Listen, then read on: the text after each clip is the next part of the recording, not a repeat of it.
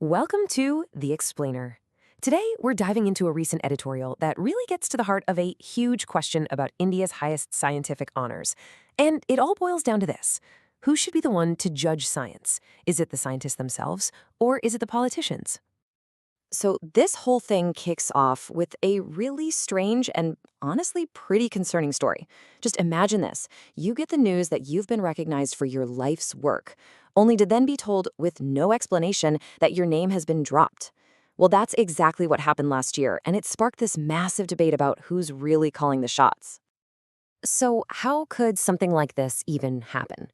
Well, to get to the bottom of it, we need to look at the new system that was put in place back in 2022, the Rashtriya Vigyan Puraskar, or RVP for short. Now, the government's intention here was to streamline things.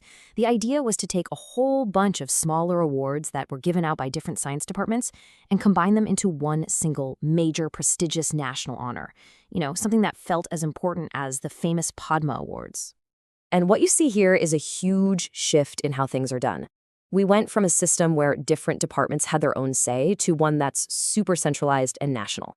It's also pretty interesting that they got rid of the cash prizes, which really doubles down on that Padma-like idea of it being about national service, not money. Okay, so how do these new RVP awards actually work? Well, they're broken down into four main categories. You've got the Vigyan Ratna, which is for lifetime achievement. Then there's Vigyan Shri for really important recent work. There's an award specifically for young scientists under 45, and another one for teams working on technology. The whole thing is designed to cover a scientist's entire career path. But here's the thing. This new system, which was supposed to be more prestigious, has actually put the whole selection process under a microscope. And it's raising some pretty serious questions about where the real power lies.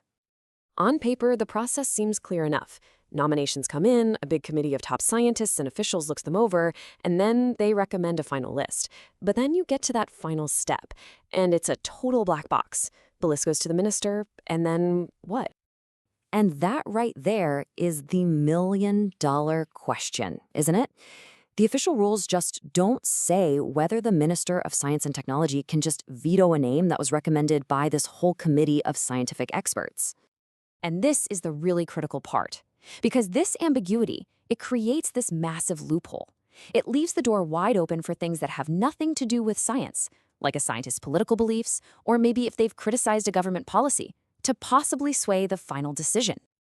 And that loophole leads to some major gaps in accountability.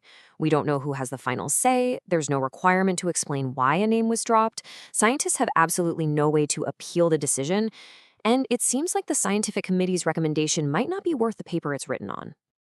So you might be thinking, okay, it's a bureaucratic issue, but this goes way beyond that. The credibility of these awards has a direct and really profound impact on how we view science itself and its place in our society. I mean, think about it. The whole point was to raise the stature of these awards, but the second you get even a whiff of political interference, you achieve the exact opposite. It could create this chilling effect, where scientists start to second-guess speaking out on important policy issues. And if these honors are seen as just political handouts, you risk discouraging the very best talent.